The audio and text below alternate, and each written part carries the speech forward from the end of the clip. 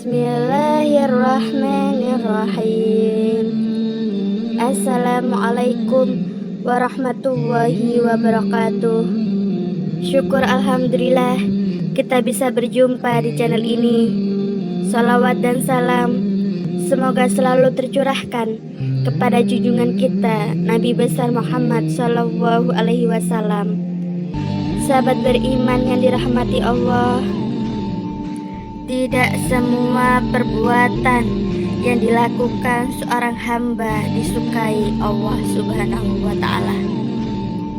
Islam telah menegaskan bahwa terdapat beberapa perbuatan yang dibenci oleh Allah Subhanahu wa Ta'ala. Setiap muslim harus mewaspadai karena terdapat beberapa perbuatan yang dibenci oleh Allah Subhanahu wa Ta'ala.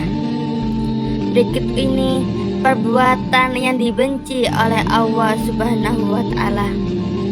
Yang pertama, membunuh.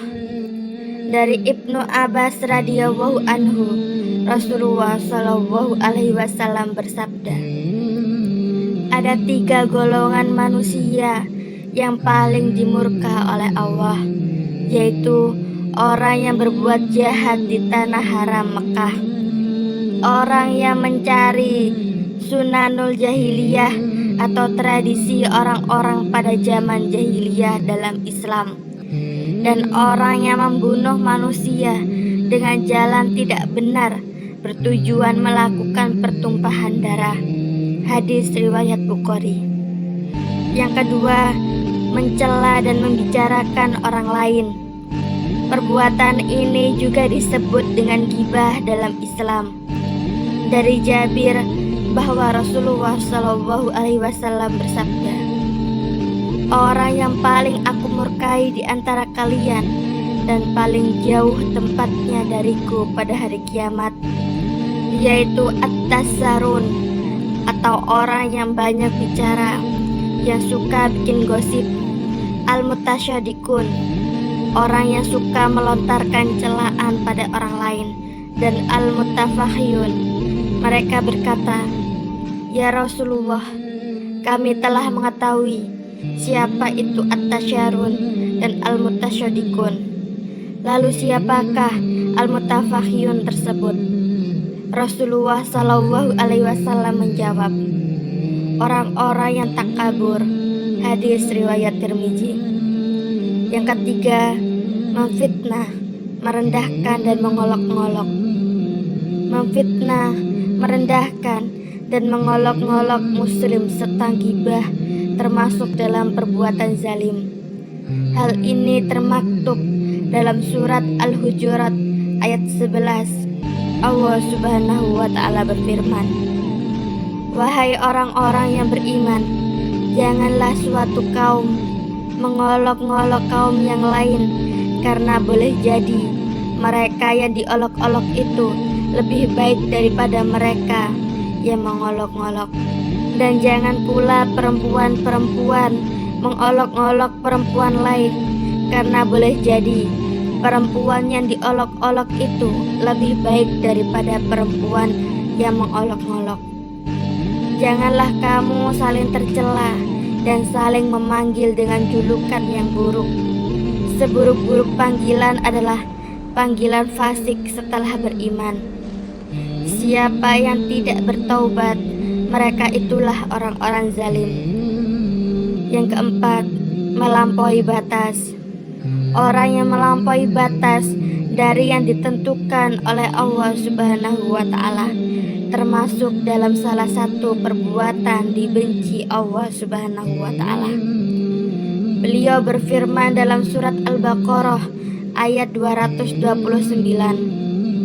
talak yang dapat dirujuk itu 2 kali. Setelah itu suami dapat menahan rujuk dengan cara yang patut atau melepaskan, menceraikan dengan baik.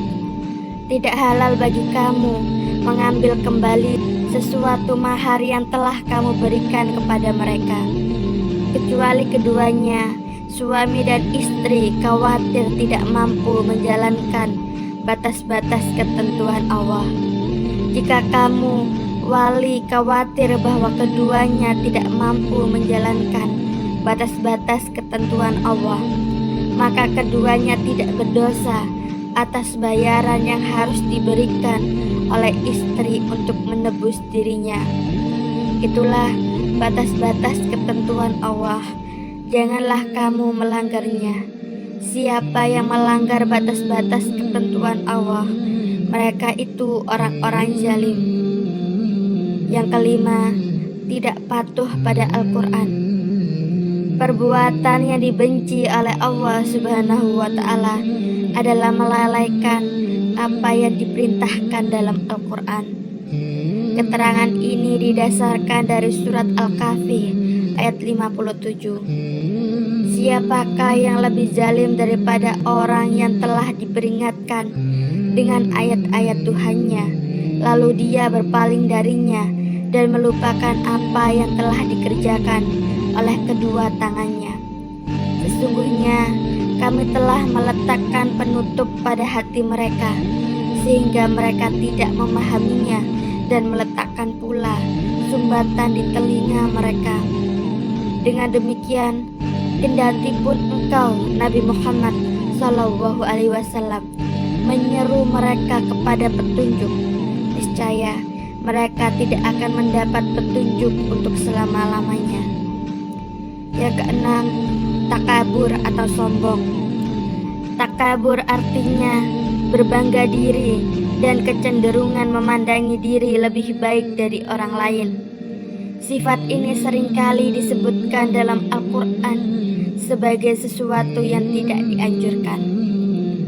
Allah Subhanahu wa Ta'ala berfirman dalam surat Luqman ayat 18, janganlah memalingkan wajahmu dari manusia karena sombong, dan janganlah berjalan di bumi ini dengan angkuh.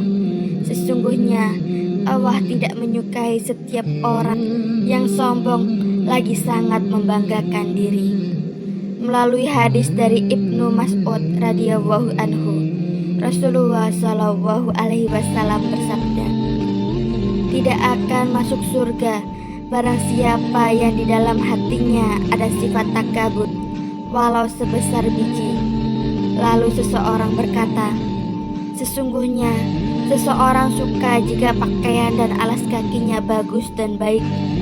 Rasulullah Shallallahu alaihi wasallam berkata, sesungguhnya Allah itu indah dan menyukai keindahan. Takabur itu menolak kebenaran dan menghina atau merendahkan manusia lainnya. Hadis riwayat Muslim dan Tirmizi. Yang ketujuh, menentang ayat Allah Subhanahu wa Ta'ala.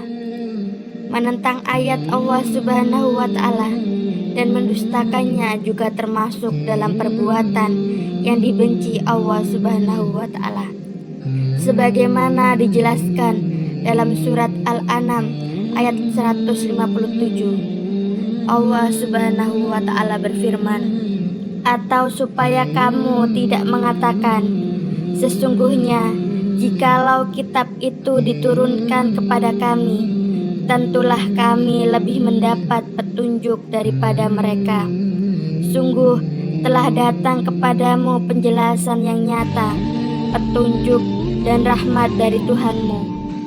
Maka siapakah yang lebih lazim daripada orang yang mendustakan ayat-ayat Allah dan berpaling darinya? Kelak kami akan memberi balasan kepada orang-orang yang berpaling dari ayat-ayat kami dengan siksaan yang buruk karena mereka selalu berpaling.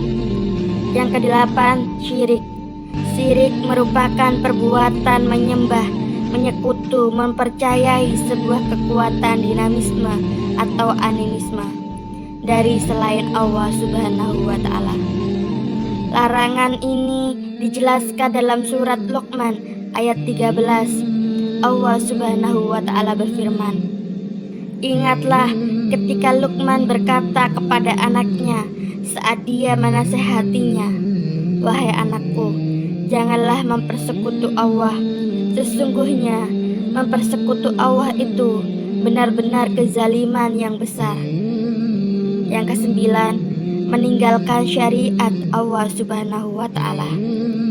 Seseorang yang meninggalkan syariat Allah Subhanahu wa Ta'ala karena mengikuti hawa nafsu adalah kelompok orang yang dibenci Allah Subhanahu wa Ta'ala. Hal ini termaktub dalam surat Al-Ahzab ayat 50. Jika mereka tidak menjawab tantanganmu, ketahuilah bahwa mereka hanyalah mengikuti hawa nafsu mereka. Siapakah yang lebih sesaat daripada orang yang mengikuti keinginannya tanpa mendapat petunjuk dari Allah? Sesungguhnya Allah tidak memberi petunjuk kepada kaum yang zalim. Yang ke-10, berdusta kepada Allah Subhanahu wa Ta'ala.